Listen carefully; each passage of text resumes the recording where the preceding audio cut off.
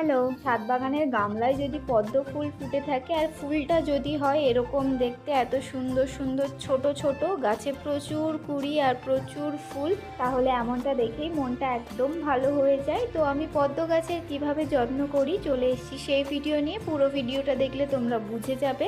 অজস্র কুঁড়ি পেতে চাইলে পদ্মের গামলাকে সবসময় পরিষ্কার রাখতে হবে। এর জন্য পচা পাতাগুলোকে মাঝে মাঝেই ছিঁড়ে দিতে হবে, এতে জল পরিষ্কার থাকবে আর সূর্যের আলো খুব ভালোভাবে পদ্মের গামলায় পৌঁছাবে, এতে কোনো রকমের পোকামাকড়ের সৃষ্টি হবে না।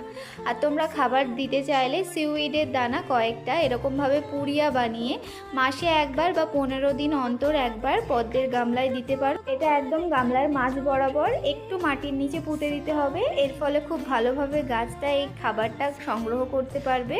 আর যাতে মশার লার্ভা না জন্মায় সেই কারণে পদ্মের গামলার জলকে সবসময় পরিষ্কার রাখা আর এরকমভাবে ওভারফ্লো করে দেওয়া উচিত, এতে জল প্রচুর পরিষ্কার থাকে।